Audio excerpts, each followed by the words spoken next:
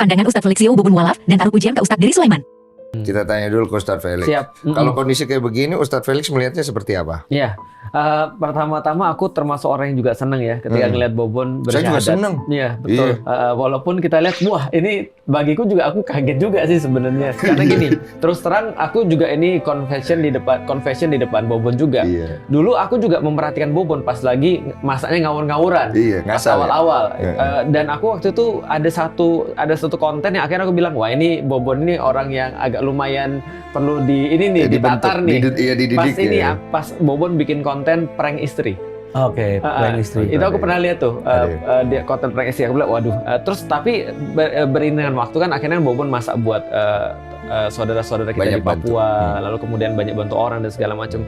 Akhirnya aku bilang, wah ini perubahannya luar biasa, Betul. bahkan memberikan inspirasi bagi orang-orang. Betul. Maka aku seneng tuh ketika Bobon lalu kemudian mengucapkan syahadat. Walaupun tadi di video itu kan kayak ini ya, kayak merasa apa ya, kayak bingung. Coba Ustadz Felix ngelihatnya sendiri, ngelihatnya apa? Dia jujur-jujur Ustadz Felix ya. Tidak ke kiri, tidak ke kanan ya. Tentu. Ustadz Felix coba. Ustadz Felix Pertama-tama ngelihatnya. aku nggak mungkin bahas ini kecuali aku mention saudaraku ya, Iya, yang iya. kemarin duduk di sini juga nih. Iya, beliau, ya kan? iya. Yaitu adalah Ustadz Dery Sulaiman. Betul. Ketika ketemu dengan Ustadz Dery Sulaiman, aku tuh bilang sama beliau, aku salut dengan beliau karena beliau punya pendekatan yang aku nggak bisa. Ya, betul. Atau beliau punya pendekatan yang aku mungkin tidak memilih untuk di situ. Itu bukan karaktermu. Bukan karakterku. Tapi aku terus terang memang berpikir beliau ini memang punya kekuatan di satu sisi. Itu adalah beliau sangat-sangat semangat untuk bisa mendakwakan Islam.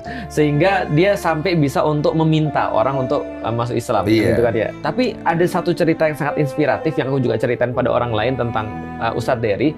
Yaitu adalah tentang ada satu tempat, itu satu kompleks lah. Yang itu ada orang yang bukan Muslim awalnya di situ. Bertahun-tahun mereka berinteraksi, nggak mau masuk Islam ini orang. Atau nggak masuk, padahal dia sudah sangat dekat sekali dengan orang-orang Muslim itu. Mirip lah gitu. Betul, ya. sangat mirip sekali. Ketika Ustadz Dery datang, lantas kemudian diminta untuk masuk Islam, langsung syahadat. Hah? Dan ketika ditanya, kenapa kamu baru masuk Islam sekarang? Dulu-dulu kan bukannya kamu sangat dekat nih dengan orang-orang Muslim. Dia bilang, nggak ada yang minta saya. Oh. Nggak ada yang ngajak saya. Iya, tapi memang orangnya sudah ada Sudah keinginan. dekat. Berarti yang kurang cuma satu kan? Diajak. Maka dia langsung masuk Islam. Nah itu kekuatan Ustadz Dery tuh. Oh gitu. Oke. Nah, jadi sehingga ketika Ustadz Dery pun ketemu dengan aku di Dr. Richard, waktu itu beliau juga spill gitu kan ya. Ini kayaknya doain aja ada yang mau untuk masuk Islam. Salah satunya disebut adalah Bobon. Aku langsung angkat tangan dong. Amin. Aku bilang gitu kan ya. Tapi ketika di sana aku lihat, oh ya ini mungkin aku lihat ada sesuatu yang tidak siap gitu kan ya. Mungkin atau bingung gitu kan ya. Walaupun itu tidak menghilangkan esensi keislamannya Bobon dan